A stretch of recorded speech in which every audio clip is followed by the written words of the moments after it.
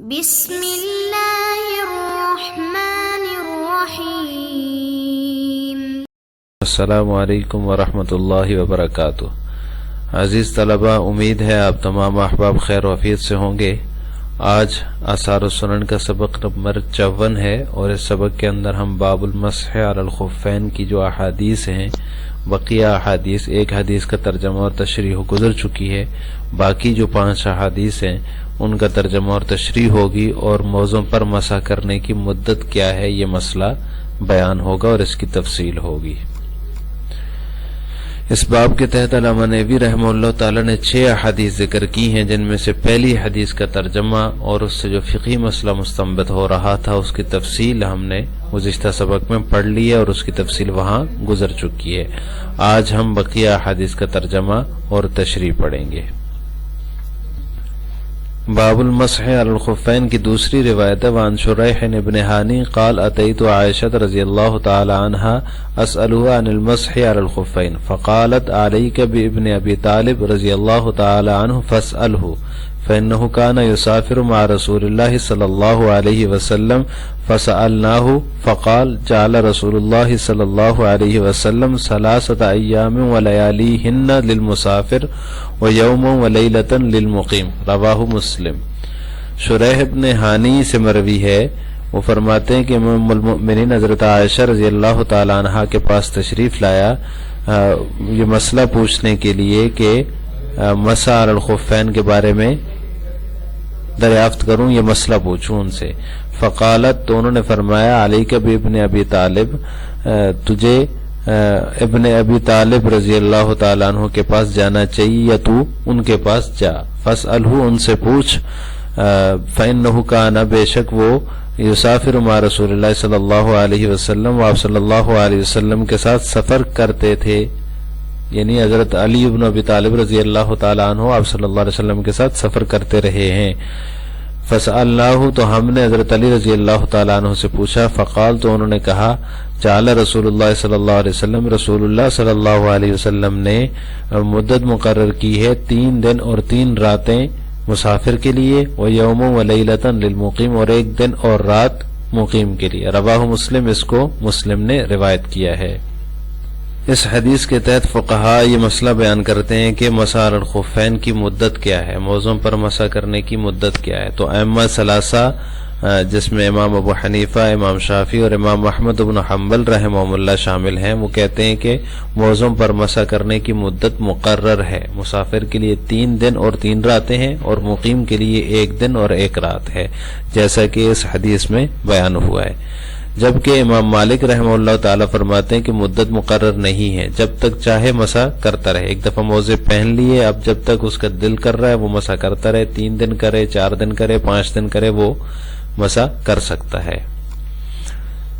ائمہ ثلاثہ، جس میں امام ابو حنیفہ، امام شافعی اور امام احمد بن حنبل ہیں، ان کی جو دلیل ہے وہ احادیث باب ہیں۔ ایک تو یہی حدیث جو ابھی ہم نے آپ کے سامنے پڑھی ہے، جس میں شریح بن ہانی کہتے ہیں کہ حضرت علی سے ہم نے جب پوچھا تو انہوں نے فرمایا کہ آپ صلی اللہ علیہ وسلم نے اس کی مدت مقرر کی ہے، جس میں مسافر کے لیے 3 دن اور 3 راتیں ہیں، اور مقیم کے لیے 1 دن اور 1 رات ہے۔ تو ائمہ ثلاثہ کی دلیل یہی احادیث ہیں، اور باقی جو احادیث آنے والی ہیں ان میں بھی اسی کا ذکر ہے۔ جبکہ امام مالک رحمہ اللہ تعالیٰ خزیمہ بن ثابت رضی اللہ تعالیٰ عنہ کی ایک حدیث ہے، اس سے استدلال کرتے ہیں، اور اس میں یہ ہے کہ نبی کریم صلی اللہ علیہ وسلم نے مسافر کے لیے 3 دن اور مقیم کے لیے 1 دن اور 1 رات کی مدت مقرر کی، وقال فیہ، اور اس کے بعد فرمایا لو استزدنا لزادنا۔ خزیمہ بن ثابت کہتے ہیں کہ، اور یہ بھی اس میں فرمایا کہ اگر ہم اس سے زیادتی کرنا چاہتے تو ہم زیادتی کر لیتے، یعنی اگر 3 دن سے ہم زیادہ کرنا چاہتے تو وہ بھی کر لیتے۔ تو اس جملے سے جو ہے امام مالک رحمہ اللہ تعالیٰ استدلال کرتے ہیں کہ جو خزیمہ بن ثابت فرما رہے ہیں کہ اگر ہم زیادہ کرنا چاہتے تو زیادہ بھی کر لیتے، تو یہ ان کا مستدل ہے اور ان کی دلیل ہے۔ اسے استدلال کرتے وہ کہتے ہیں کہ موضوع پر مسح جب تک وہ کرنا چاہے کر لے، اس کی کوئی مدت متعین اور مقرر نہیں ہے۔ اس کا جواب ائمہ ثلاثہ کی طرف سے یہ دیا جاتا ہے کہ یہ جو روایت ہے خزیمہ بن ثابت رضی اللہ تعالیٰ عنہ کی، اس میں محض تخمینہ اور ظن ہے، یعنی انہوں نے ایک اندازہ لگایا اور ظن ہے، ان کا گمان ہے، اور جو ہے احکام شریعت جو ہے وہ صاحب شریعت کے قول و فعل سے ثابت ہوتے ہیں، تخمینے اور ظن سے ثابت نہیں ہوتے۔ تو صاحب شریعت جو آپ صلی اللہ علیہ وسلم کی ذات مبارکہ ہے، انہوں نے مسافر کے لیے 3 دن اور 3 راتیں اور مقیم کے لیے 1 دن اور 1 رات متعین اور مقرر فرما دیے۔ تو لہٰذا آپ صلی اللہ علیہ وسلم کے قول و فعل سے ہی احکام ثابت ہوں گے۔ تو آپ صلی اللہ علیہ وسلم کا قول موجود ہے جس میں انہوں نے مسافر کے لیے 3 دن اور 3 راتیں اور مقیم کے لیے 1 دن اور 1 رات متعین فرمائی ہے۔ امام مالک رحمہ اللہ تعالی کی دوسری دلیل حدیث ابن عمارہ ہے، اس میں ہے نعم وما شئتا۔ اس میں ہے کہ انہوں نے پوچھا امسحوا علی الخفین، مسح کے بارے میں انہوں نے پوچھا تو آپ نے فرمایا ٹھیک ہے کر لو۔ کہا 1 دن، تو آپ نے فرمایا 1 دن اور 2 دن۔ کہا 3 دن بھی کر سکتا ہوں، تو کہا 3 دن بھی کر لو۔ آپ نے فرمایا جی ہاں وما شئتا، اور آپ فرمایا جو تم چاہو۔ تو اس جملے سے امام مالک رحمہ اللہ استدلال کر کے کہتے ہیں کہ مسح علی الخفین کی کوئی مدت متعین نہیں ہے، جب تک وہ کرنا چاہے۔ جب ایک دفعہ موزے پہن لیے پھر اس کے بعد جتنے دن، 4 دن کرے 5 دن کرے، وہ کر سکتا ہے۔ تو اس کا جواب ائمہ ثلاثہ کی طرف سے یہ دیا جاتا ہے کہ یہ حدیث جو ہے حدیث ابن عمارہ، یہ حدیث ضعیف ہے۔ اور دوسرا جواب یہ ہے کہ وما شئتا کا جو مطلب ہے وہ یہ ہے کہ قاعدہ شریعہ کے مطابق جب تک چاہو مسح کرو۔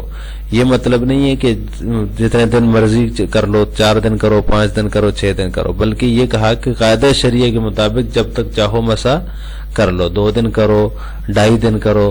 قاعدہ شریعت چونکہ مسافر کے لیے 3 دن ہے تو 3 دن تک، پھر اس کے بعد پاؤں دھو کے دوبارہ مسح موزے پہن لو اور پھر دوبارہ 3 دن تک مسح کر لو۔ تو اس کا یہ مطلب ہے، وہ مطلب نہیں ہے کہ اس کے لیے کوئی مدت متعین نہیں ہے۔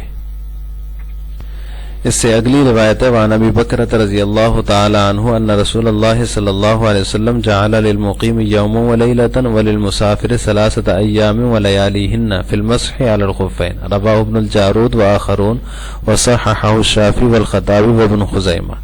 ابو بکرہ رضی اللہ تعالی عنہ سے مروی ہے کہ بے شک نبی کریم صلی اللہ علیہ وسلم نے موضوع پر مسح میں مقیم کے لیے 1 دن اور 1 رات اور مسافر کے لیے 3 دن اور 3 راتیں متعین فرمائی ہیں، مقرر کی ہیں۔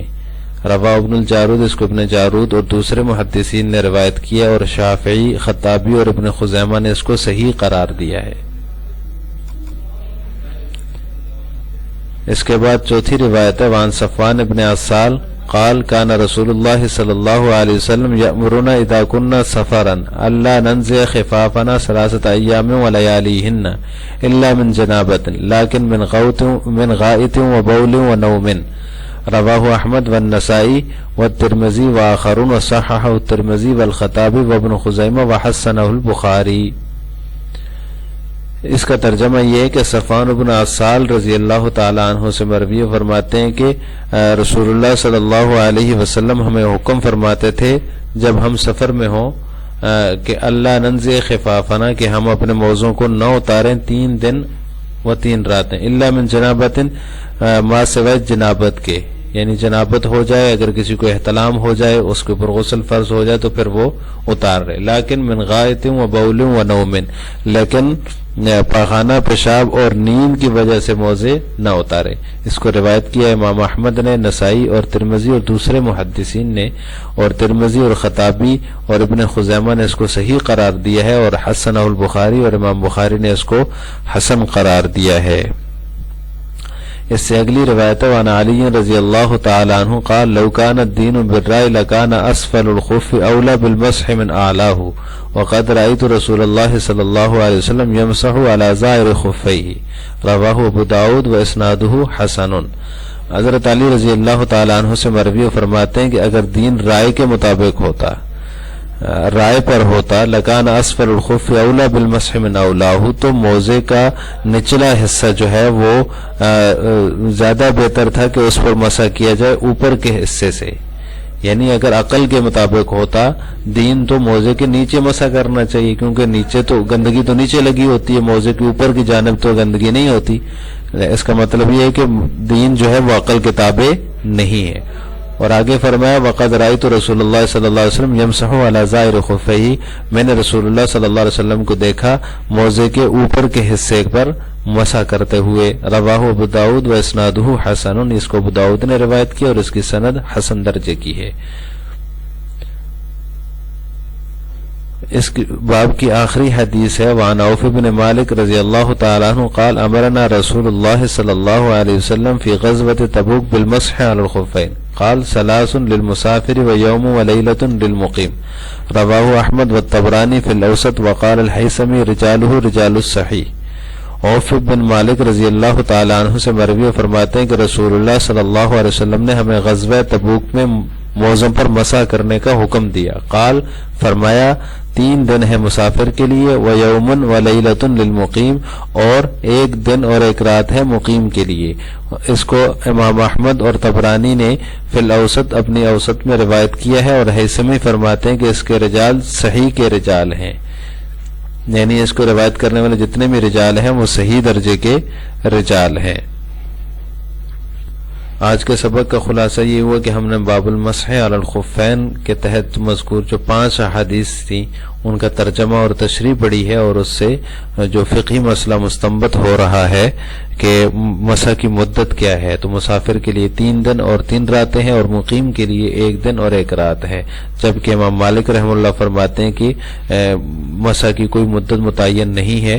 تو اس کا جواب بھی ہم نے پڑھ لی، اور جتنی احادیث کا ترجمہ ہم نے پڑھا ہے ان سب احادیث کے اندر یہ مذکور ہے کہ نبی کریم صلی اللہ علیہ وسلم نے مسافر کے لیے 3 دن اور 3 راتیں متعین فرمائی ہیں کہ وہ اپنے موضوع پر 3 دن اور 3 راتیں مسح کر سکتا ہے، جبکہ مقیم کے لیے 1 دن اور 1 رات متعین فرمائی ہے۔ اس مسئلے کی تفصیل اور وضاحت ہم نے آج کے سبق میں پڑھی ہے۔ آخر میں آپ سے 2 سوال ہیں۔ نمبر 1، مقیم کتنے دن تک موضوع پر مسح کر سکتا ہے؟ اس کا جواب آپ نے کمنٹ باکس میں دینا ہے۔ نمبر 2، مسافر کے لیے مسح علی الخفین کی مدت کیا ہے؟ اس کا جواب بھی آپ نے کمنٹ باکس میں دینا ہے۔ السلام علیکم ورحمۃ اللہ وبرکاتہ۔